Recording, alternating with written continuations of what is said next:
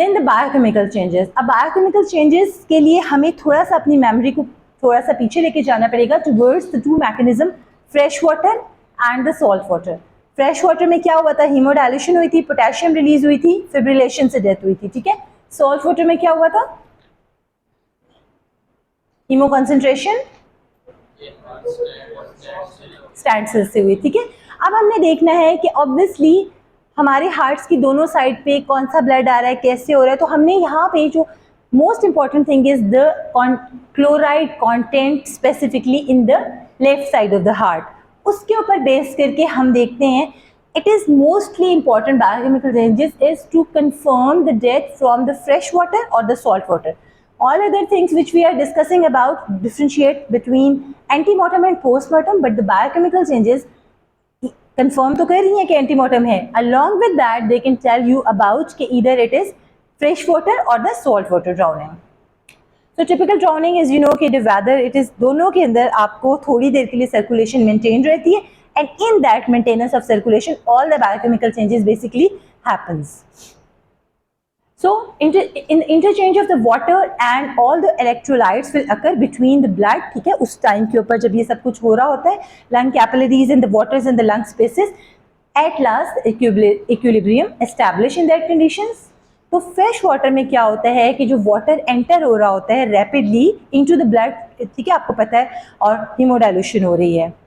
This causes hemorrhages of the RBCs and the liberation of the potassium. So potassium level एक तो चीज़ आपको ज़्यादा मिलेगी in case of the fresh water drowning, ठीक है. दूसरे में देखना है कि क्लोराइड को क्या होगा. So water enter to pulmonary circulation, ठीक है. First reaches कहाँ पे जाएगा, obviously to the left side of the heart. तो left side of the heart के ऊपर क्या होगा, इतना water चला गया, हीमोडाइल्यूशन भी होगी, तो क्लोराइड कंटेंट को क्या होगा in fresh water, it decrease, ठीक है.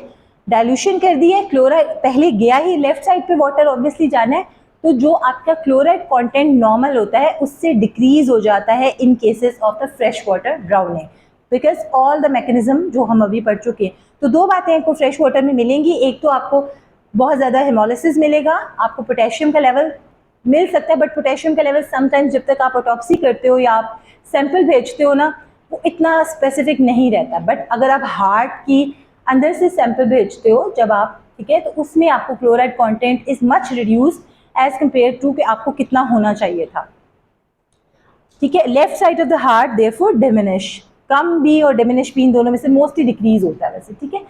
और सॉल्ट वाटर ड्राउनिंग में आपको पता है कि दूसरी तरह से चेंजेस आ रही होती हैं, इससे ऑलमोस्ट रिवर्स चेंजेस आ रही होती हैं. There are haemo concentration, RBCs भी आपके क्रेनेटेड होते हैं, ठीक है, वहाँ पे बर्स्ट हो रहे होते थे, यहाँ पे इस तरह हो रहे होते हैं. So chloride content in the left side increases in that cases, and the Gettler was a scientist who does that, ठीक है, वो करता था और उसने जो है वो दोनों साइड्स को करके, और पहले तो हम इसके लेवल्स वगैरह भी बताया करते थे, बट अब क्योंकि आपके स्पेसिफिकली कोर्स कंटेंट में Gettler's टेस्ट नहीं है, तो इट्स ओके फॉर यू कि आपको सिर्फ यही पता हो कि डिक्रीज कहाँ हो रहा है क्लोराइड कॉन्टेंट्स, कौन सा चैम्बर हार्ट का है, ठीक है, और इंक्रीज किस में हो रहा है, सॉल्ट वाटर में हो रहा है या उसमें हो रहा है. सो मैग्नीशियम ऑल्सो सी वाटर में प्रेजेंट होती है, तो मैग्नीशियम कंटेंट जो होगा वो भी इंक्रीज हो जाएगा in case of sea water, जबकि आपको वो नजर नहीं आ रहा था in case of fresh water.